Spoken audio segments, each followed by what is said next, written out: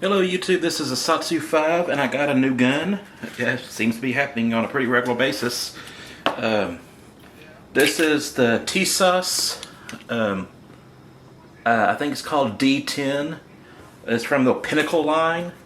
And after buying the Prodigy, I was like, wow, I think I really like 1911s. I know the Prodigy is a slightly different beast. It's in the 2011 kind of category, but I think that's a trademark name, so they just call it 1911 Double Stack. But the Prodigy has a polymer grip module, and this is obviously all metallic. So this is the gun, and I guess I better safety check it, although I know it's unloaded. No magazine. Some things I really want to change about it is the sights. This is just a blade sight, and I think that's dovetailed in. I have no clue the proper way of changing that, but maybe I can find someone local around who can put a fiber optic or something on it. It has adjustable rear sights, and I don't know how much I like that. I kind of like just the fixed sights, so you don't mess with it. You just point it and go. But this was a pretty attractive gun, as you can see, and it's in 10 millimeter, aka best meter, and or best millimeter. And the reason why I got a 10 millimeter over a 45 ACP, one, I have a whole lot of 10 millimeter ammo.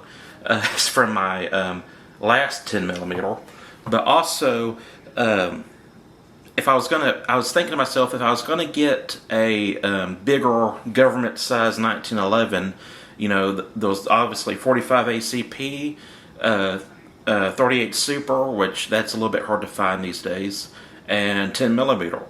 And I was thinking to myself, wow, I should get a 45 ACP. That's kind of the OG 1911 round, and they specifically designed it to take down people on drugs.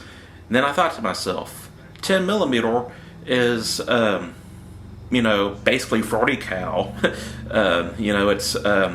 It's just 5 points away from 45. I know that sounds extremely ignorant, but instead of 45 caliber, it's 40 cal, and it has about the same, depending on the load, same energy and foot-pounds as a 357 Magnum, but it has a bigger diameter bullet than a 357 Magnum.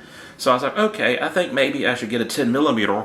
That way, I satisfy my urge to have a full-size 1911, and also if I ever go hunting again or need a woods gun, 10 millimeter will do it. 10 millimeter pretty much can take down anything in North America and half the things in Africa, I assume. There was this one guy who pointed a 10 millimeter at a hippo. It was some kind of promo. I don't know if he actually shot it and killed it, but I've seen Ted Nugent kill a Cape buffalo with a 10 millimeter Glock 20, and so I know it's very capable. And it's very capable, and you can use it as your primary hunting weapon if you're good enough, and it makes a pretty good sidearm. So something you don't know, the 10 millimeter was designed or was first adopted by the FBI because they had problems with 9 millimeter not being as technologically advanced at the time as it is now. And they had some problems with the shootout and not getting enough penetration, so I think it was Jeff Cooper who helped design the 10 millimeter. And then the qualification scores were getting lower with the 10 millimeter, so they adopted the 40 Smith & Wesson, and then they went back to the 9 millimeter when 9 millimeter and technology-wise caught up. And you might be thinking, Austin, you have trouble shooting a lot of guns. Why 10 millimeter? Why not 45? That's going to kick a little bit less.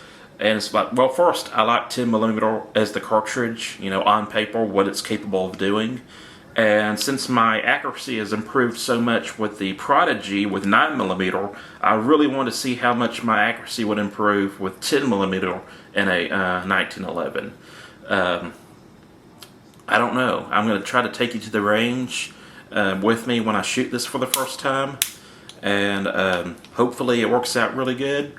I still want to change the front blade at least to something a little bit more visible, and maybe the rear sight. I'll have to talk to someone at a gun store and see what I need to do. But it's a very attractive gun. It's very heavy, and I am the pride of ownership is there. It's just whether or not I can shoot it is the question.